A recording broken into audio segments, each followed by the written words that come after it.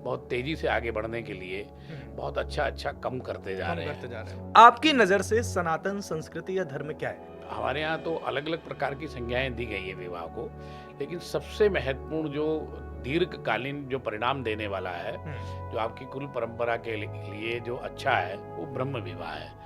पहले दहेज नहीं होता था, दायजा होता था। दायजा? अच्छा।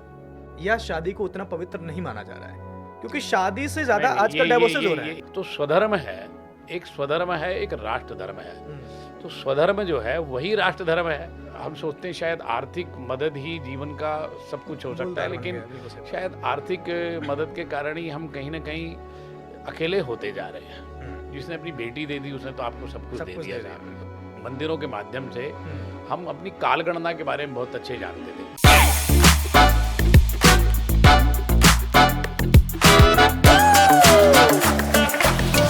पॉडकास्ट वाला आनंद। नमस्कार, मैं हूं आनंद और इस वक्त आप देखना शुरू कर चुके हैं पॉडकास्ट वाला आनंद शो। और यहां पर हम बातचीत करते हैं कुछ अलग अलग अपने एक्सपर्टीज को लेकर। जो हमारे साथ गेस्ट जुड़ते हैं उनसे बातचीत करते हैं और जानते हैं उनका उस पर क्या टेक रहता है।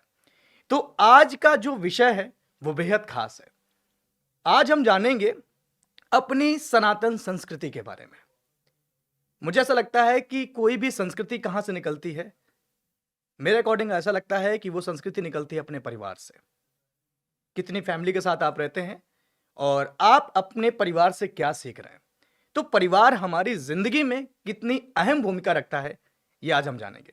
और इसको अपने एक्सपर्ट तरीके से या अपनी बहुत ही खूबसूरत तरीके से जो बताने हमारे साथ गेस्ट जुड़े हैं वो हैं आचार्य शुभेश शर्मन सर। आपका बहुत बहुत स्वागत है। नमस्कार सर, आपके इतने सारे वीडियोस देखे, इतने बेबाकी से आप बोलते हैं परिवार को लेकर हो, चाहे वो हिंदू धर्म को लेकर हो या सनातन को लेकर हो। मुझे बहुत अच्छा लगता है जो भी इंसान अपनी बात बेबाकी से रखता है, चाहे वो सही हो या गलत। देखिए कि स्पष्ट होना आवश्यक होता है जीवन में, और मुखर होना विशेषता होती है, लेकिन मुखरता में भी मर्यादाएं होनी चाहिए। इस प्रकार से आपने प्रश्न किया परिवार को लेकर के, तो परिवार एक मर्यादा का नाम है। हाँ।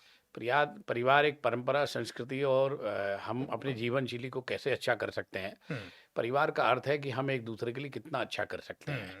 परिवार का अर्थ है कि हम समाज के लिए कितना अच्छा कर सकते हैं। परिवार का अर्थ है कि हम अपने राष्ट्र के लिए कितना अच्छा कर सकते हैं, क्योंकि राष्ट्र भी तो एक परिवार है। बिल्कुल सही बात। ये समाज भी एक परिवार है। और जो हमारा परिवार है वो तो परिवार है, माता पिता, पुत्र पुत्री, भाई बंधु, चाचा ताऊ, ये सब एक परिवार का संबंध है, एक कुटुंब संबंध है। लेकिन आज की परिस्थितियों में जब हम देखते हैं तो ये धीरे धीरे क्षीण होते जा रहे हैं। परिवारों में दूरियां आती जा रही हैं। लोग एक दूसरे के पास या जो भी कारण रहा हो, भौतिक मान लो या हमारी व्यस्तताएं मान लो, या शायद हो सकता है कहीं ना कहीं हम थोड़े बहुत स्वार्थी भी हो जाते हैं। इसलिए या हम अपने स्वार्थों के कारण उसको पूरी तरह निभा नहीं पाते। लाभ हानि के कारण भी जीवन में मानव ऐसा करता है। बिल्कुल सही बात है। तो आज जो आवश्यकता है, पुनः फिर उसकी आवश्यकता है कि परिवारों को एक होना चाहिए। हम परिवारों से छूट करके भी मित्र बनाते हैं, और मित्र बनाते हैं तो हम वो भी परिवार के रूप में ही बनाते हैं। हम मित्र को भाई भी कह देते हैं, और हम मित्र को ये कहते हैं मेरे ये चाचा जैसा है, या मेरे ताऊ जैसा है, या मेरे पिता की तरह मेरे जीवन में मार्गदर्शक है। इन चीज़ों पर बहुत ध्यान देने की आवश्यकता है। तो हम अपने ही लोगों के बीच में जब हम चाचा ताऊ भाई माँ पुत्र पिता बंधु दादा दादी नाना नानी सबके साथ एक संयुक्त रूप से जब जीवन चलता है, तो मुझे लगता है कि उनके मार्गदर्शन, उनके किए गए कार्य, उनके द्वारा जीवन में एक ऐसी जीवन शैली जिसके माध्यम से उन्होंने अच्छा किया, जो जो उनके विशेषताओं के साथ वो जीवन रहा, तो वो हमारे लिए निश्चित रूप से कुछ ना कुछ सीखने वाला होता है। चाहे उसमें अच्छा हो अथवा कुछ अच्छा बुरा दोनों जीवन के पहलू हैं। तो जो एक अच्छा प्रबंधन है, जिसे हम कुटुंब प्रबोधन कह सकते हैं, जो हमारी मूल धारा का भी भाव है कि आज परिवार छूटते जा रहे हैं। हम महीनों नहीं मिलते हैं, सालों नहीं मिलते हैं, बच्चे अपने माता पिता से दूर चले जाते हैं, और हम सोचते हैं शायद आर्थिक मदद ही जीवन का सब कुछ हो सकता है, लेकिन शायद आर्थिक मदद के कारण ही हम कहीं ना कहीं अकेले होते जा रहे हैं। हमने विकास तो किया, लेकिन भौतिकता का, उसमें हमने संस्कृति, हमारा संस्कार, परिवार की परंपराएं, हम्म, ये सब हम धीरे धीरे पीछे होते चले गए। बिल्कुल सही बात है। तो इसको आज संजोने की आवश्यकता है, इसको जोड़ने की आवश्यकता है, और वो जुड़ता है हमारी संस्कृति के कारण। संस्कृति का सिद्धांत ये है कि भारतीय संस्कृति में, जैसे आपने सनातन प्रश्न भी किया, बिल्कुल। तो हमारा सनातन तो भारतीय संस्कृति का मूल है। हमारी जीवन शैली में वो सब शामिल है। सुबह प्रातःकाल सूर्योदय से पहले उठना, ये हमारा सनातन भी कहता है, हमारी संस्कृति भी कहती है, और हमारा योग प्राणायाम स्वास्थ्य भी कहता है। बिल्कुल। तो फिर कहाँ आपत्ति है? प्रकृति पोषण का जो कार्य है वो भी हमारे लिए बहुत आवश्यक है। तो हम जब परिवार के साथ रहते हैं तो हम शारीरिक, मानसिक और आर्थिक सभी चीज़ों के पहले क्या होता था कि अ, 4 भाई एक साथ रहते थे, 3 भाई एक साथ रहते थे, या 2 भाई एक साथ रहते थे। तो एक दूसरे की आर्थिक और विषम परिस्थिति में, स्वास्थ्य में कोई ऐसी स्थिति आ जाती तो एक दूसरे की मदद रहती थी। बिल्कुल सही अब बात। सब दूर-दूर होते जा रहे हैं, तो उस दूर-दूर में मदद भी कम हो गई है। तो और मुझे ऐसा लग रहा है कि कहीं न कहीं परिवार अलग हो रहे हैं, तो लोगों के अंदर अकेलापन आना शुरू हो गया है। और रोग वो भी हो गए। आज की डेट हाँ, में इतना लोगों को प्रॉब्लम दे रहा है कि उससे बीमारियाँ भी कहीं न कहीं शुरू हो गई हैं और उसको ऐसा फ़ील होने लगा है कि शायद अब मेरे साथ में कोई नहीं है, तो वो बाहर के दोस्त बनाने शुरू कर रहे हैं और जहाँ से जो कहते हैं ना कि इंसान जब भी कुछ करता है तो बोलते हैं कि ये अपने पिताजी से सीखा होगा या माताजी से सीखा होगा। लेकिन मुझे लग रहा है कि ये वाली कहीं न कहीं कहावत अब तो होगी नहीं क्योंकि लोग रह ही नहीं पा रहे हैं अपने पास में। हाँ, वो हम भौतिक विकास के जो है दौड़ में हुँ, हमने शायद बहुत सारी चीज़ों को खो दिया खो है, दिया। और उसको हमें रोकना चाहिए। उसके लिए ये मैं ऐसा ऐसा सोचता हूँ कि हुँ, अ, ठीक है, अलग अलग शहरों में रह रहे हैं, पर हुँ, मुझे लगता है एक शहर में रहते हुए भी ऐसी स्थितियां हैं, बिल्कुल। एक घर और के एक अंदर घर रहते में हुए रहते हुए भी ये बिल्कुल, बिल्कुल सही। स्थितियां हैं। हुँ, और अब एक बेटा है, एक बेटी है, दोनों अलग अलग रहते हैं, हुँ, बट बेटी की शादी होकर के दूसरे घर में चली हुँ, गई हैं, आपके घर में बहू आ गई है, या अभी विवाह नहीं हुआ है, तो हुँ, जैसे माता पिता के साथ भी रहते हैं, तो वहाँ भी अपनी व्यस्तताएं इतनी हो गई हुँ, कि हमने अपने आप को आगे बढ़ाने की होड़ में बहुत सारी चीज़ों को पीछे कर दिया। बिल्कुल सही बात है। तो इससे हमने रोग भी पाल लिए, हुँ, डिप्रेशन भी बहुत बड़ी समस्या लोगों के लिए है, हुँ, और फिर आदमी जब डिप्रेशन में होता है तो बहुत ज़्यादा कुछ कर नहीं पाता। ये सफलता असफलता दोनों के मूल में जो था ना, हुँ। वो परिवार का एक बड़ा महत्वपूर्ण स्थान था, एक जड़ था परिवार जड़ की था। जो बिल्कुल और आपको वो, मज़बूती से खड़ा रखता हाँ, है। वो एक वृक्ष की छाया में जब सब रहते हुँ, हैं, तो कोई डाल लंबी है, कोई छोटी है, उसमें भी छाया मिलती थी, उसके फल भी मिलते थे। बिल्कुल, बिल्कुल। लेकिन अब तो मुझे ऐसा लगता है कि ये चीज़ें खत्म सी हो गई हैं। कहते नहीं कि जिस घर में बड़े-बुज़ुर्ग होते हैं, दादाजी होते हैं, तो अभी कुछ भी डिसीज़न लेना होता है तो बोलते थे कि दादाजी जो बोलेंगे, वही माना जाएगा। लेकिन अब तो परिस्थितियाँ बदल गई बदल हैं गए ना, हैं अब पूरी तरह। दादाजी से तो बात ही नहीं बात होती ही है। नहीं हो रही है। तो ये चीज़ें हुँ, जो है हमें दादाजी समझनी को पड़ेंगी। सुबह-शाम की चाय से मतलब रहता है आजकल अ, या तो लोग उनसे बात भी नहीं, नहीं कर उनके रहे हैं, पास जाना नहीं चाहते, जाना नहीं और चाहते। हम या अपनी ज़िंदगी में इतने व्यस्त हो गए हैं, हुँ, कारण कुछ भी हो, बिल्कुल। तो हम सुबह जल्दी निकल जाते हैं, शाम को देर से आते हैं। हुँ, तब तक सारी परिस्थितियाँ बदली होती हैं, या हुँ, तो घर के लोग सोए होते हैं, हुँ, जब हम आते हैं, और या घर के लोग जब सो रहे होते हैं, तब हम चले जाते हैं। बिल्कुल सही बात है। जीवन शैली इतनी बदल गई है हमारी, हुँ, इसका दुष्प्रभाव हमारे जीवन पर दोनों-तीनों रूप में आया है। हुँ, तो इसी के कारण विघटन भी बढ़ा है, हुँ, और हमारे जो जीवन में परिवारों का जो टूटना है, हुँ, वैवाहिक जीवनों का असफल होना है, हुँ, या बच्चों का पूर्ण विकास नहीं हो पाता। हुँ, हम बच्चों के जो है वो कंप्यूटरी की विकास की तो बात कर रहे हैं। बिल्कुल सही बात है। हम कहते हैं उसका इलेक्ट्रॉनिक नॉलेज तो बहुत हो गया है, हुँ, लेकिन उसका शारीरिक नॉलेज नहीं है, उसका मानसिक जो वास्तव में हमारी जो संस्कृति, पारिवारिक संस्कृति है, उससे हम दूर हटते जा रहे हैं। बिल्कुल। और हम मूल भारतीय संस्कृति की जो मूल भावना है, हुँ, हमारी संस्कृति तो हमारी पहचान है। बिल्कुल सही बात हमारी पहचान पूरे विश्व में अगर कुछ है, तो वो सड़क के कारण नहीं है, किसी इमारत के कारण नहीं है। ये हमारी बिल्डिंग संस्कृति। इतनी ऊँची बनी, इससे हमारी पहचान नहीं है। हुँ, ये टावर इतना ऊँचा है, इससे हमारी पहचान नहीं है। हुँ,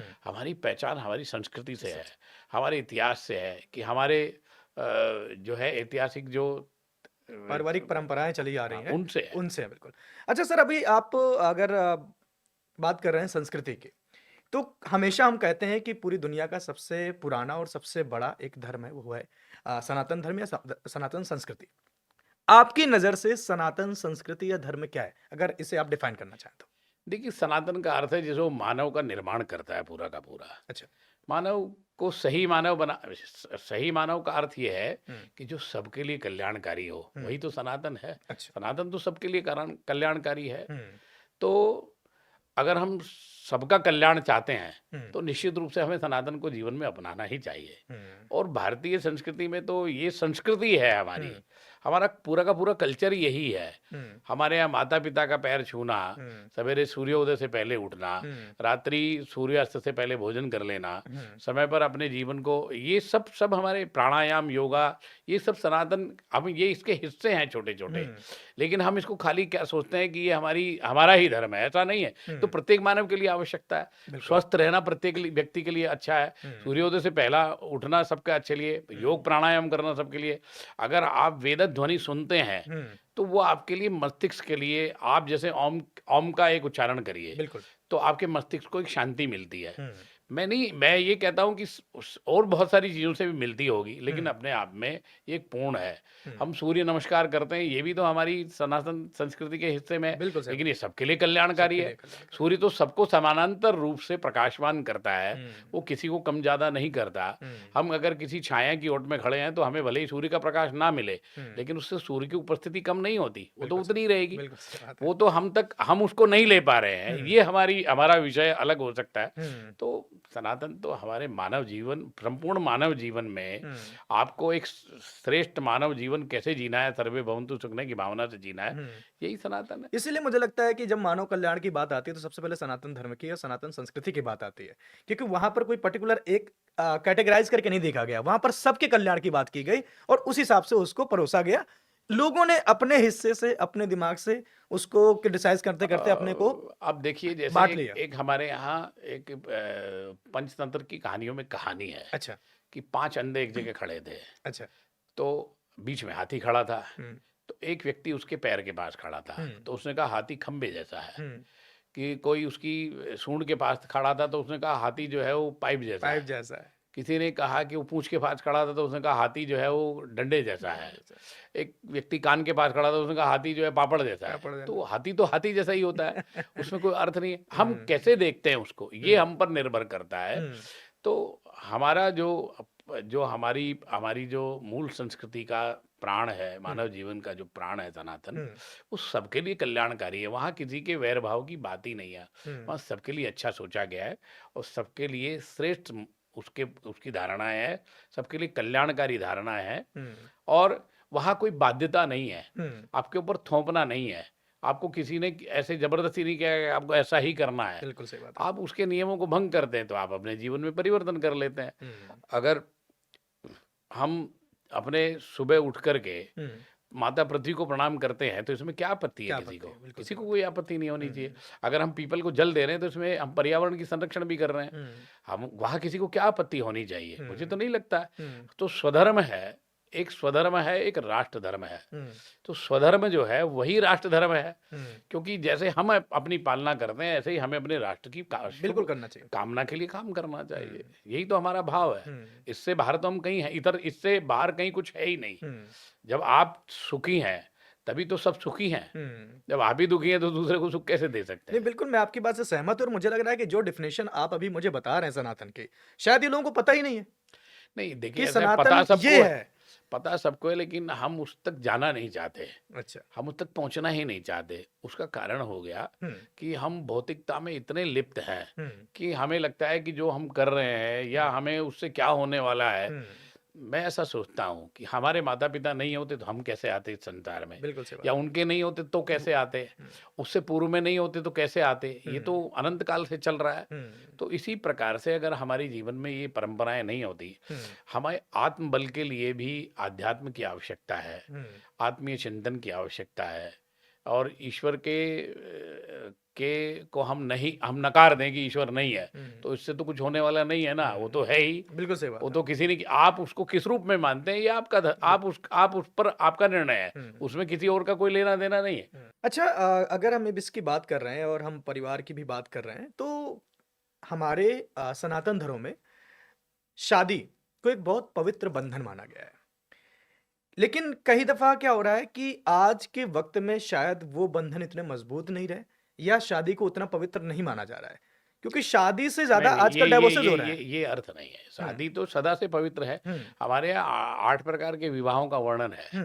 तो उसमें सबसे श्रेष्ठ विवाह ब्रह्म विवाह माना गया है। अच्छा, जिसे माता पिता, परिवार, समाज के जिम्मेदार लोगों के साथ में, जो आपके परिवार की, आपकी संस्कृति, भारतीयता से जुड़े हुए या आपके परिवार की संस्कृति से जुड़े हुए, हुँ, आपके परंपरा के अनुसार हुँ, जब हम वर-वधू का निर्णय करते हैं, तो फिर कहीं कोई आपत्ति नहीं है। लेकिन अब परिस्थितियाँ बदल गई हैं। हुँ, सब हमें लगता है शायद कि लोग ज़्यादा ब्रॉड हो गए हैं या जब हुँ, वो सोचते हैं कि हम जो कर रहे हैं वही अच्छा है। हुँ, तो उसके परिणाम जब हम किसी स्थायित्व व्यवस्था पर काम करते हैं, हुँ, तो हमें खाली प्रभावित होकर के नहीं करना है। हुँ, हमें उसको स्थायित्व रखना है, तो हमें निश्चित रूप से जो हमारे जीवन में स्थायित्व ला दे, उसी को परिवर्तन माना गया है। बाकी तो प्रभावित तो बहुत सारी चीज़ें आपको जीवन करते हैं। तो सीधे अगर मैं पूछूँ आपसे, लिविंग में रहना क्या ये हमारी संस्कृति में नहीं, सही है या हमारी नहीं है? संस्कृति में तो बिल्कुल कहीं कोई लिविंग रिलेशनशिप का हाँ, स्थान नहीं है। नहीं है। हमारे यहाँ तो हमारी जो भारतीय मूल संस्कृति है हुँ, या जो सनातन संस्कृति है उसमें गोत्र, वर्ण क्योंकि उसके बहुत सारे वैज्ञानिक कारण हैं। हुँ, उसके जेनेटिक प्रॉब्लम भी हैं और हमारे यहाँ जो ये जो गोत्रादिक का जो विचार किया जाता है, हुँ, इसके वैज्ञानिक कारण ये हैं कि आपके आने वाली जो पीढ़ियां हैं वो हुँ, रोगी ना हो। आज हुँ, आप देखिए समाज में बहुत सारे रोग बढ़ गए हैं। हुँ, आप 10 साल पहले चले जाइए हुँ, और अगर 20 साल पहले चले जाएं और 30 साल पहले चले जाएं तो आपको 2-3 रोग सुनाई देते थे। हाँ, भाई ये इसको अस्थमा है, अस्थमा हो गया। इसे यक्ष्मा है हुँ, या इसे टाइफाइड हो गया, इस तरीके की बीमारी। बिल्कुल, अब बिल्कुल। आप अधिकतर सुनेंगे तो कैंसर बढ़ गया है। हुँ, ये इसकी यही क्योंकि हमारा खान-पान और हमारे जीवन के रहने-सहने की व्यवस्थाएँ और हुँ, हमारी ये जो जीवन शैली है, इसमें जो हमने अपने आप सब कुछ तय करना शुरू कर दिया है, हुँ, ये भी इसका एक कारण है। कहीं न हुँ, कहीं हमारे स्वास्थ्य को प्रभावित करता है हुँ, और स्वास्थ्य प्रभावित हो रहा है तो कहाँ अच्छा हुआ। बिल्कुल सही बात। अगर आप बहुत अच्छे मित्र हैं, हुँ, लेकिन आपकी मित्रता अगर आपको दोनों को बीमार कर दे, हुँ, तो वो किस किस काम लाभ के की लिए बात है, होगा? बिल्कुल सही बात है। स्वास्थ्य के लिए तो अच्छा नहीं है ना, वो हुँ, आपके लिए भी अच्छा नहीं है, दूसरे के लिए ठीक है। हुँ, अब कभी-कभी हम सोचते हैं कि हम भावुकतावश, परिस्थितिवश, प्रभाव के कारण हुँ, कभी-कभी कुछ निर्णय कर लेते हैं, हुँ, तो वो निर्णय कहाँ अच्छे हो पाते हैं। हुँ, कई बार ये भी होता है कि जो आप हम सबने भी तय किया हो, वो भी गलत हो सकता है, हुँ। लेकिन उसका उसका प्रतिशत कम है। उसका प्रतिशत कम है, बिल्कुल सही बात है। हाँ। एक्सेप्शन तो कहीं पे भी हो सकते हैं, बिल्कुल सही बात है। तो मैं एक चीज़ और देखता हूँ, जैसे आपने अभी शादी की बात करी। शादी एक बहुत पवित्र बंधन और आपने बताया कि इसको 8 या 9 तरीके से इसमें वर्णन किया गया। थोड़ा-सा सर इसे एक्सप्लेन करें, मैं जानना चाहता हूँ बेसिकली क्या है? देखिए वो हमारे यहाँ जो है वो बहुत पौराणिक समय में पाणी ग्रहण जो शब्द है, अच्छा। उसमें षोडश संस्कार परंपरा में जब हम चर्चा करते हैं, हुँ, तो पहले ये मान लिया जाता था कि एक लड़की के हाथ में लड़के का हाथ आ गया हुँ, या लड़की ने लड़के को हाथ पकड़ा दिया, तो उसको भी पाणी ग्रहण माना जाता था। अच्छा। जो अ, हमारे यहाँ तो अलग-अलग प्रकार की संज्ञाएँ दी गई है विवाह को, लेकिन सबसे महत्वपूर्ण जो दीर्घकालीन जो परिणाम देने वाला है, हुँ, जो आपकी कुल परंपरा के लिए जो अच्छा है, वो ब्रह्म विवाह है। जिसे अच्छा। वैदिक परंपरा के साथ, वेद मंत्रों के साथ में और हमारे विवाह के जो नियम हैं, हुँ, वैदिक नियम हैं, उनके आधार पर जो होता है। हुँ। अब सबकी अपनी-अपनी परंपराएँ हैं, हाँ, लोग बिल्कुल वैसा। जैसा-जैसा करते हैं, हुँ, उसके लिए किसी की कोई बाध्यता नहीं है। नहीं है। लेकिन हमारे यहाँ ये अच्छा माना गया है हुँ, कि हम वैदिक परंपराओं का निर्वहन कर रहे हैं, उसमें मुहूर्त आदि का वर्णन है, हुँ, शुभता है, उसमें जेनेटिक चीज़ों को ठीक करने के लिए हुँ, जैसे हमारे यहाँ तेल-बान का सिद्धांत था हुँ। विवाह में, तो वो उपटन के द्वारा जो उपटन के है द्वारा करते हैं। शरीर को जो है कोई ऐसी रोग ना हो, स्किन हुँ, प्रॉब्लम ना हो, इस प्रकार से उसको उसका एक शुद्धिकरण भी है वो, हुँ, शारीरिक शुद्धिकरण भी हुँ, है, जो आपको स्वस्थ रहने के लिए बहुत आवश्यक है। हुँ, तो ये सब चीज़ें हमारे ब्रह्म विवाह के हिस्से हैं। हुँ, अन्य विवाह जो हैं वो जैसे उसमें पिशाच है, दैत्य है, इस प्रकार से तो अलग-अलग प्रकार के विवाह हैं जिनको हम अच्छा नहीं मानते। जब से हुँ। किसी ने कोई दुराचारी है, तो उसके विवाह को क्या संज्ञा देंगे बिल्कुल आप? सही बात है। तो बलात् अगर किसी ने विवाह कर लिया तो उसको भी अच्छा नहीं मानते। बिल्कुल। वो तो मन तो मिला ही नहीं ना। हुँ, देखिए संबंधों में जो है हमारे यहाँ मानसिक, शारीरिक रूप से जब तक एक दूसरे के प्रति पूर्ण समर्पण नहीं होता, हुँ, पूर्ण निष्ठा नहीं आती, हुँ, परंपराओं का निर्वहन नहीं होता, देव ऋषि पितरों का आशीर्वाद नहीं होता, हुँ, तो उसमें फिर आने बहुत सारी स्थितियाँ ऐसी हैं जहाँ संतान नहीं होती है। हुँ, और या बहुत सारे लोग अब चाहते भी नहीं हैं, वो सोचते हैं कि हम ही अपना जीवन ठीक से जी लें। हुँ, तो ये सब चीज़ें बदल रही हैं, इसका मुझे लगता है कि हम बहुत तेज़ी से आगे बढ़ने के लिए हुँ। बहुत अच्छा-अच्छा कम करते जा कम रहे हैं। करते जा रहे हैं। और आदमी ये सोचता है कि पहले मनुष्य 100 वर्ष तक अपने अच्छे जीवन को जीता था। अब हुँ, मुझे लगता है वो भी धीरे-धीरे घट गया है हुँ, और वो जो मापदंड घटा है, वो आप सब देख रहे हैं, हम भी बिल्कुल देख सही रहे बात, हैं, बिल्कुल आने सही वाली पीढ़ियां सब उसको देख ही रही हैं। आज हम जो चर्चा कर रहे हैं बात। कि बैठ कर के, ये व्यवस्था पहले नहीं थी, नहीं थे, अब तो बिल्कुल ये सही भी आ गई है। बिल्कुल सही बात है। अच्छा, मेरे आपसे बात करते समय 2 प्रश्न मेरे मन में आए। मैं पूछ सकता हूँ अभी आपसे? एक तो शादी जब हम किसी होती है, एक का जो हमारे पूरे रीति-रिवाज के साथ, तो उस अग्नि को साक्षी मान के बोलते हैं कि आप इसको आहुति दें या इसको माना जाए। तो अग्नि का यहाँ पर क्या रोल है और कितनी इम्पोर्टेंस है? दूसरी बात जो मेरा दूसरा सवाल है इससे बिल्कुल इतर है कि आपने भी बात की कि 2 लोगों में शादी करने से पहले 2 लोगों का मिलना बहुत ज़रूरी है। 2 लोगों की समझ होनी बहुत ज़रूरी है। नहीं तो वही केसेज़ आ जाएँगे जो आज की डेट में डिवोर्सेज़ हो रहे हैं। लेकिन फैमिली इसको कहाँ एक्सेप्ट कर रही है। परिवार तो बात तो करता है, हम अपने बेटे के लिए काम कर रहे हैं, बच्चियों के लिए काम कर रहे हैं, लेकिन शादी उनकी वहाँ करवाते हैं जहाँ वो नहीं चाहते। नहीं, ये इसमें भी एक अंतर है कि शादी कोई हमारा थोड़ी देर का संबंध नहीं है, संपूर्ण जीवन का है। और हमारे यहाँ तो जन्मों-जन्मों के संबंध की भी बात की जाती है। और जब हम उसको दीर्घ काल के लिए जब तय करते हैं, शादी का एक अर्थ है कि हमारे जो श्रेष्ठ संतान प्राप्ति, ये उद्देश्य है विवाह का।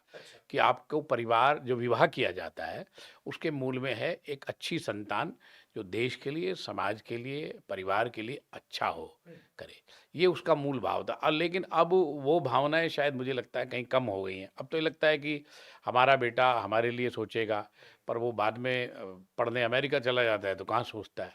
वो तो सोचने की स्थिति नहीं आती उसकी, वो दूर चला गया। अब दूर जा कर के आपको टेलीफ़ोन से ही तो सोच रहा है।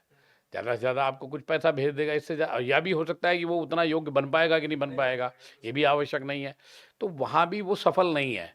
लेकिन जहाँ परिवार एक साथ रहता है, वहाँ दुःख में, सुख में, परेशानी में, कहीं व्यापार में, घाटे में, नुकसान, फ़ायदे में सब एक-दूसरे के मददगार होते थे। वो तो ख़त्म हो गया अब। तो ये भी एक कारण है। और फिर लोग परेशान होते हैं, परेशान मानसिक रूप से होते हैं, तो शारीरिक रूप से भी होते हैं। ये सब चीज़ें परिवारों को जोड़ के रखने के लिए बहुत आवश्यक थी। जहाँ तक अग्नि का प्रश्न है, तो हमारे यहाँ अग्नि शाक प्रत्यक्ष देव हैं। जल हमारे यहाँ प्रत्यक्ष देव है, वायु हमारे यहाँ प्रत्यक्ष देव है, पृथ्वी हमारे यहाँ प्रत्यक्ष देव है। तो विवाह में जिस प्रकार अग्नि की साक्षी का अर्थ है कि जिस प्रकार से अग्नि संपूर्ण संबंधों को पवित्र कर देता है, अग्नि सबको सबसे पवित्रतम संसार का जो है वो सिद्धांत है। तो अग्नि सारे आपके जीवन को पवित्र बंधन में बांधने के लिए, पवित्रता का भाव ये है एक दूसरे की परंपराओं और व्यवस्थाओं को समझते हुए एक दूसरे के लिए काम करना, एक दूसरे की भावनाओं को ध्यान रखते हुए, पारिवारिक भावनाओं को फिर हमारे यहाँ 7 वचन का सिद्धांत है, उस पर सप्तपदी का सिद्धांत है कि भई आप जो है वो परिवार के लिए कार्य करेंगे, समाज के लिए करेंगे, तो मुझसे पूछ कर एक दूसरे की भावनाओं को समझ कर के जो संबंध तय होता है, वही दीर्घगामी परिणाम का होता है। ऐसा नहीं है कि हम कोई आज की बात कर रहे हैं। हमारे यहाँ तो आदि अनादि काल से यही परंपराएँ चलती रही हैं। हमारे यहाँ तो भगवान के विवाह से लेकर के और स्वयंवर तक हो जाता था कि जो उनको पसंद हो वही उन्हें अपना वर चुने। बिल्कुल सही बात है। स्वयंवर भी तो इसीलिए किया स्वयंवर जाता भी है। होते थे। बिल्कुल स्वयंवर तो भी होते थे। उसका एक एक परंपरा थी, वो भी हुँ। अष्ट प्रकार के विवाह में एक है। बिल्कुल, बिल्कुल। लेकिन वहाँ भी इच्छा का इच्छा प्रश्न के था विरुद्ध ना, नहीं जाते थे। इच्छा का महत्व हमारे यहाँ आज भी है। आज भी है। जो माता-पिता तय कर रहे हैं, हुँ। उसमें भी तो आपकी इच्छा का महत्व है ना। हुँ। लेकिन आपने सिर्फ़ अपनी इच्छा बना ली है। हुँ। माँ-बाप तो फिर भी आपकी इच्छा का ध्यान रखते हैं हुँ। कि आप तय करिए, आप हुँ। पसंद करिए। हुँ। और हम माँ-बाप को पसंद कहाँ करवा रहे हैं? बिल्कुल सही वो उनको बाध्यता करा रहे हैं कि नहीं हुँ। तुमको मानना ही पड़ेगा, मुझे करना है तो। बिल्कुल करना है। जिद्द में कई बार हो सकता है निर्णय अच्छा भी हो, किसी हुँ। का निर्णय ठीक भी हो जाता है, लेकिन हमें थोड़ा-सा ऐसे लगता है कि माता-पिता कभी गलत नहीं सोचेंगे आपके बारे में। माता-पिता क्या, संतानें भी गलत नहीं सोचती हैं, लेकिन हुँ। कई बार हमारी अनुभव की कमी के कारण हुँ। हम ऐसा निर्णय कर लेते हैं जो इसमें बाद में हमें कष्ट होता है। हुँ। और कुछ लोग उसको चलाते भी रहते हैं, अच्छा, अच्छा। लेकिन फिर परेशानियाँ तो खुद को ही देखनी है, दूसरे को तो देखनी नहीं है। बिल्कुल, बिल्कुल। अगर हम शादियों की बात कर रहे हैं और शादी का सीज़न भी चल रहा है, तो एक मुख्य प्रश्न मेरे सामने आया अभी जो मुझे ऐसा कई दफ़ा होता है क्योंकि मेरे भी बहुत सारे दोस्तों की शादी हुई या आपके भी समाज में आप पर डे जाते ही होंगे। ये शादियों में बाज़ारीकरण कहाँ से प्रवेश कर गया?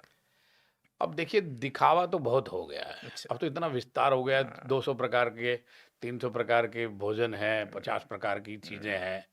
और फिर अब मुझे ऐसा लगता है बाजारीकरण शब्द नहीं कहना चाहेंगे, लोगों को लगता है कि इससे हमारा ये कमजोर शब्द है। नहीं, देने वाला शब्द कि अगर हम अपनी बेटी दे रहे हैं तो हम साथ में इतना देंगे, अगर आपका लड़का इस पोस्ट पे तो इतना हाँ, देंगे, ये चीज है। ये मुझे इस चीज लगता को है इस, कि इस, इसके लिए मैंने बाजारीकरण यूज करा है। इसको तो रुकना चाहिए, हम्म, और ये परिवारों के लिए, समाज के लिए आज थोड़ा मुझे लगता है व्यक्ति के पास जो संपन्नता के कारण उसने अपने वैभव का प्रदर्शन कर दिया है। हम्म, और अगर एक दूसरे दृष्टि से देखें तो विवाह हमारे यहाँ आर्थिक ग्रोथ का भी कारण बनते हैं। अब ये जो वही पहले तो बैंड बाजे से और 2-3-4 प्रकार के खाद्य पदार्थों से ही हो काम जाती चल थी जाता, अब शादियां, तो बिल्कुल। बहुत विस्तार हो गया है। हम्म, और उसके आधुनिकीकरण में या हम्म, हम उसके वैभव के अपने अपने वैभव के अनुसार जब हम उसे करते हैं हम्म, तो उसका विस्तारवाद हो गया है। कहीं ना कहीं वो असंतुलन तो करता है। हम्म, एक कमजोर व्यक्ति उसे उस दूर तक नहीं करा जाता। हम्म, और आपने जो प्रश्न किया ना, उसका एक और बहुत प्रामाणिक उत्तर है। बिल्कुल। पहले दहेज नहीं होता था, दायजा होता था। दायजा। हम्म, अच्छा। वो जो शब्द है ना दायजा, उसका अर्थ क्या है हम्म, कि माँ अपनी बेटी के लिए धीरे धीरे इकट्ठा करती थी। ये हम्म, मेरी बेटी कहीं जाती थी, हम्म, किसी स्थान पर गई तो साड़ी खरीद लाई, कहीं से कुछ जेवर पसंद आया तो वो ले आई, हम्म, कहीं से कोई और वस्तु पसंद करके ले आई। ऐसे इकट्ठे करके मुझे अपनी बेटी को देना है, हम्म, इस करके माता इकट्ठा करती थी। हम्म, और पिता भी ऐसे ही कि वो भी कहीं न कहीं थे। तो ये कई वर्षों में अपनी बेटी को हम्म, स्नेह और आत्मीयतावश ये सब चीज़ें इकट्ठी होती थी। अब स्नेह आत्मीयता की जगह ये एक मजबूरी बन गई है, ऐसा हो गया कि भई अब ये करना ही है। करना ही है। क्योंकि अब हम इतने आधुनिक हो गए हैं कि हम गाड़ी भी चाहिए, बंगला भी चाहिए साहब, और एसी भी चाहिए, और ये तो सामान्य चीज़ें हैं। सामान्य चीजें। ये मुझे लगता है कि अब शहरी जीवन में हम्म, ये सब चीज़ें ज़रूरत की हो गई हैं। हम्म, इसलिए उस पर भी ऐसा नहीं कह सकते कि बिल्कुल वो अच्छा नहीं है, लेकिन वो कहीं न कहीं आर्थिक रूप से समाज का एक बड़े तुलनात्मक खर्च के जो है रूप में ही सही, असंतुलन हो रहा है।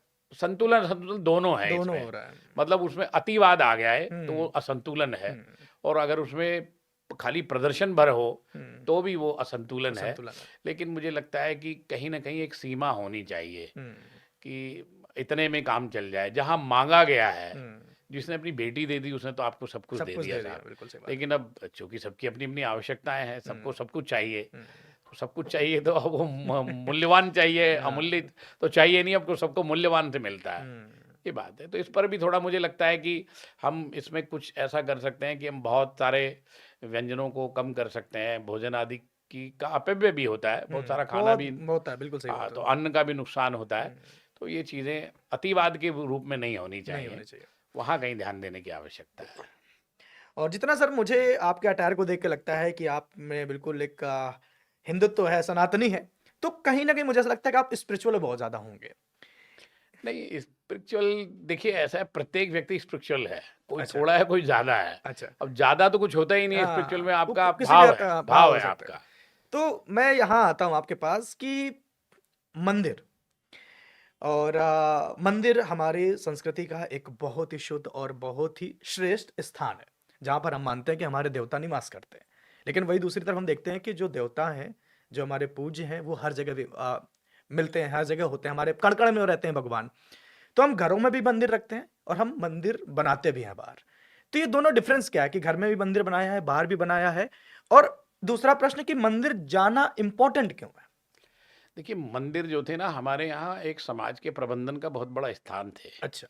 आध्यात्म के केंद्र होते थे। हम्म, और मंदिरों में आप देखिए, मंदिर से बड़ा संसार में हम्म, कोई पर्यावरण के संरक्षण का स्थान नहीं है। वहाँ पीपल की पूजा आप करते हाँ, हैं, तुलसी की पूजा करते हैं। हम्म, तुलसी तो सर्वरोग हरा है, हम्म, कि वो तो उसका सेवन भी अपने आप में उसकी जो है उपस्थिति भी आपके जीवन को कल्याण कर कल्याण कर देती है। देती है। और पीपल जो है वो 24 घंटे ऑक्सीजन देने वाले हैं। हम्म, तो पूरा, और जो अन्य जो वृक्ष हैं, पीपल हैं, बट है, इनकी पूजा हमारे यहाँ मंदिरों के माध्यम से हम्म, पूरी एक संस्कृति है। हम्म, और मंदिरों के माध्यम से समाज का प्रबंधन भी होता था। पहले मंदिरों में ही लड़का लड़की को देखने का काम हो जाता था, विवाह संबंध आदि वहाँ तय हो अच्छा, जाते थे। मंदिरों में होता था। वहीं औषधालय होते थे, आयुर्वेदिक आदि चीज़ों की भी जानकारी मंदिरों के माध्यम से। एक व्यायामशाला भी होती थी जिसमें योग प्राणायाम ये सारी प्रक्रिया हमारे यहाँ मंदिरों के माध्यम से ही होती थी। अच्छा। वहाँ सब एक गुरुकुल जैसी परंपरा हमारे यहाँ मंदिर के माध्यम से चलती थी। ध्यान केंद्र के साथ साथ आपके पठन पाठन का भी कार्य मंदिरों के माध्यम से मंदिरों के होता माध्यम से था। होता था। और वो इतना बड़ा एक हिस्सा हमारे जीवन में था। अब क्या हो गया कि ईश्वर तो सब जगह पर है, कण कण में व्याप्त है। बिल्कुल। शायद हम समय अभाव के कारण हमें लगता है कि बाहर जाने में समय लगेगा, आएगा। आदमी इतना दौड़ धूप में व्यस्त हो गया है कि वहां तक पहुंचता ही नहीं है।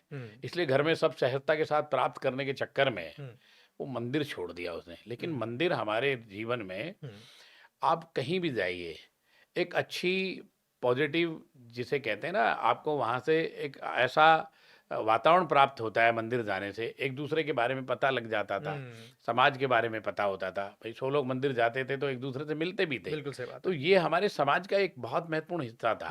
मिलने के लिए भी मंदिर एक बहुत बड़ा स्थान था, एक दूसरे के बारे में जानने का शाम स्थान की था। आरती के समय तो सब लोग सब मिलेंगे लोग एटलीस्ट, मिलते ही थे। बिल्कुल सही बात है। तो ये एक बहुत महत्वपूर्ण कार्य होता था। अब वो धीरे धीरे होकर के उत्सव के रूप में परिवर्तित हो गया। अब वो उत्सवों तक सीमित रह गया। और उत्सव तक सीमित रहने के कारण या तो ये आदमी के पास समय की अभाव हो गया, या नहीं जाना चाहता, या उसकी व्यस्तताएं ऐसी हैं। लेकिन मुझे लगता है कि प्रत्येक व्यक्ति को, जो भी हमारी मंदिर संस्कृति से जुड़ा है, सनातन से जुड़ा है, उसको मंदिर तो जाना ही चाहिए। और मुझे लगता है कि अगर हम प्रत्येक दिन नहीं जा सकते तो एक दिन, 2 दिन, 3 दिन, एक दिन अगर आपके पास समय की कमी है तो आपकी पत्नी जा सकती है, बच्चे जा सकते हैं, और एक दिन आप सब भी जा सकते हैं। और ये सारी दुनिया की मूल संस्कृति का हिस्सा है। सब अपने अपने स्थान पर जाकर के अपने कल्चर के बारे में जाना, अपनी संस्कृति के बारे में जानने का, क्योंकि वहाँ जो आचार्य होते थे ना, वो इन विषयों के बहुत अच्छे विशेषज्ञ होते थे। और वो सारी बातें आपके जीवन में, कोई दुख है, सुख है, किसी की मृत्यु से लेकर के, जन्म से लेकर के, और विवाह आदि किसी भी कार्य के लिए आप मंदिर से जुड़े हुए थे। आज भी आप कोई बड़ी परेशानी आए, सबसे पहले मंदिर के पुजारी को याद करते हैं। बिल्कुल सही बात। अरे भाई पंडित जी को पूछना, आपके यहाँ बच्चा पैदा हो जाए तो पूछते हैं, नाम तक पंडित जी विवाह रखते हैं। विवाह हो तो भी आप तो पंडित जी पूछते पूछते हैं, हैं। और कहीं कोई मृत्यु हो जाए तब भी आप उनसे संपर्क करते हैं। लेकिन हमने खाली इन आधारों पर ही रह गए। हम रोज उस परंपरा से जुड़े रहते थे, रोज हमें उस चीजों के बारे में बोध होता था। और सबसे बड़ी बात है, मंदिरों के माध्यम से हम अपनी कालगणना के बारे में बहुत अच्छे जानते थे। आज कौन तिथि है, आज कौन योग है, आज किस तरीके का दिन है।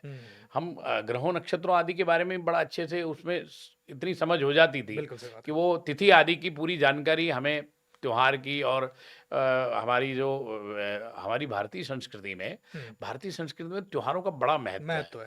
प्रत्येक दिन एक उत्सव के रूप में है। हम कहते हैं, हमारा सनातन धर्म कहता है, प्रत्येक दिन आनंद के साथ मनाइए, उत्सव के साथ मनाइए, सौहार्द के साथ मनाइए। सबको जुड़ करके मनाने की परंपरा थी। तो मंदिर बहुत बड़ा इसका हिस्सा थे। अब शायद हम बड़े उत्सवों तक सीमित रह गए हैं, और मुझे लगता है कि हमें उस पर थोड़ा ध्यान देना चाहिए। प्रत्येक व्यक्ति से मैं ये कहूंगा, कि आग्रह भी करूंगा, जो जाना चाहे, सबकी अपनी इच्छाएं हैं। नहीं, जाना चाहिए, बिल्कुल जाना शक्ति चाहिए। तो प्राप्त होती है। बिल्कुल बिल्कुल। जब एक आप पावर है। शक्ति के केंद्रों के पास जाएंगे तो पहले के मंदिरों में वास्तुक आदि का बड़ा महत्व था, और वो उस परंपरा से बने होते थे। अब चूंकि जगह की थोड़ी कमियां हैं तो थोड़ा कम रहता है, लेकिन फिर भी आपको बहुत कुछ ऐसा है जो मंदिरों से मिल सकता है। आपको एक सही दिशा मिलती है। बस ये इसलिए आवश्यक है हमारे जीवन में। तो सर, आज के इस पॉडकास्ट का बस आखिरी सवाल आपसे मैं पूछना चाहता हूँ। मंदिरों की चर्चा हुई तो सबसे पहले, जब कभी भारतवर्ष में मंदिर की चर्चा होती है तो सबसे पहले हमारा दिमाग जाता है साउथ में। जब कभी भी अटायर की बात आती है कि संस्कृति कैसे निभाई जाती है, कैसे लोग पूजा पाठ करते हैं और कैसे रहन सहन तक, तो अभी भी सबसे पहले दिमाग में आती है हमारे माइंड में एक पिक्चर बनती है साउथ में, कि वो लोग हैं कि साउथ के लोग बहुत स्पिरिचुअल हैं, वो मंदिरों का इतना। तो ये उत्तर भारत और दक्षिण भारत में ये स्पिरिचुअलिटी कैसे वो हो रह गई अपने भारत में? देखिए, आज भी अगर आप चर्चा करेंगे ना, तो हमारे बद्रीनाथ जी में केरल के पुजारी होते हैं। वहाँ जो जन्मा हुआ व्यक्ति, नंबूदरी जो होते हैं, वो वहाँ पूजा करते हैं जाकर के। संस्कृति को तो हमने सब जगह जोड़ा है, और यही भारत की विशेषता है कि उस सबको जोड़ता है। ये भारतवर्ष की, अखंड भारत की विशेषता है कि उस सबको एक साथ जोड़ करके चलता है। और इसलिए हमारे यहाँ जो दक्षिण की जहाँ तक परंपरा की बात है, तो मैं दक्षिण की परंपरा को प्रणाम करता हूँ। वैसे तो मैं प्रत्येक भारतीय को प्रणाम करता हूँ इस बात के लिए कि वो अपनी परंपराओं का निर्वहन कर रहे हैं, जो भी अपनी परंपराओं का निर्वहन करते हैं। लेकिन दक्षिण में इसकी विशेषता है, वो आज भी अपने राष्ट्र धर्म के साथ साथ स्वधर्म पर भी अपने तो दृढ़ता के साथ निर्वहन करना पड़ता है। आप दृढ़ता के साथ जो कार्य करते हैं वो निश्चित रूप से आपको सफल भी करता है जीवन में, उसका फल भी आपको जीवन में विशेष प्राप्त होता है। मिलता है। तो अंतर कुछ नहीं है, आप भी यहाँ निभा सकते हैं। आप भी, आपको किसने मना किया कि आप धोती ना पहने? बिल्कुल सही बात। आपको किसने कहा कि आप तिलक ना लगाएं? आपको किसने कहा कि आप शिखा ना रखें? हम्म, किसने कहा कि आप अपनी परंपराओं का निर्वहन ना करें? किसने कहा कि आप अपने माता पिता के पैर ना छुएं? किसने कहा कि आप वातावरण, पीपल के पेड़ में जल मत चढ़ाई? किसी ने मना तो नहीं किया आपको, आप ही तो नहीं कर रहे हैं ना। नहीं कर रहा। अवसर तो प्रकृति ने सबको दिया है। और मैं तो ये भी कहना चाहूंगा, हम्म, प्रत्येक व्यक्ति से मेरा आग्रह है, हम्म, अपने जन्मदिन पर, हम्म, यहाँ धर्म से ऊपर उठ करके भी अगर हम बिल्कुल चर्चा करें, तो हम राष्ट्र धर्म पर भी अगर आ जाए, हम्म, प्रत्येक व्यक्ति को हम्म, अपने जन्म दिवस पर, हम्म, अपने माता पिता की स्मृति में हम्म, या अपने पूर्वजों की स्मृति में, अपने बच्चों के जन्म दिवस पर, अपनी विवाह की तिथि पर वृक्ष लगाना चाहिए। प्रत्येक व्यक्ति को लगाना है, और लगाना नहीं है खाली, उसकी उसकी एक सेवा भी वर्ष करनी तक पालना पालना करनी भी है। करनी है। फिर तो वही सबकी पालना करना शुरू कर बिल्कुल देता सही है। बात है। और अब कई बार प्रश्न करते हैं लोग कि जगह नहीं है, तो मैं समझता हूँ सड़क के किनारे बहुत सारी जगह है, आप ये काम कर करने सकते वाले हैं, बनो, पार्क में कर जगह सकते हैं मिलेगी। जाकर के, है ना, जो है उनकी से उनके बारे में ध्यान रख सकते हैं। बिल्कुल ये सही तो आपकी भावनाओं पर निर्भर करता है। हम्म, इसलिए प्रत्येक व्यक्ति को, भारतीय को नहीं, पूरे विश्व के लिए ये अब चिंता का है, क्योंकि ग्लोबल इतना खराब हो रहा है वातावरण, प्रकृति इतनी दूषित होती जा रही है। इसलिए सबसे ज़्यादा पीपल के वृक्ष लगाने चाहिए, वट वृक्ष लगाने चाहिए, नीम लगाने चाहिए। ये ऐसे हमारे सिद्धांतों के वृक्ष हैं जो निश्चित रूप से सबके लिए अच्छे हैं। नीम तो अपने आप में औषधि है, बिल्कुल पीपल अपने आप में औषधि औषधि है, है, बिल्कुल सही बात। वट भी अपने आप में औषधि है।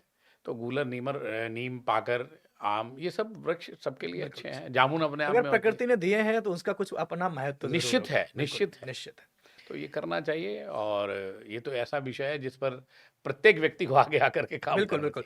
अच्छा, मैं बस एक बात जरूर करना चाहूंगा कि जब जो भी लोग कुछ वीडियोस बनाते हैं, रील बनाते हैं, सनातन के नाम पर सिर्फ कुछ ऐसी बातें बोल देते हैं, मुझे ऐसा लगता है जो सही नहीं है।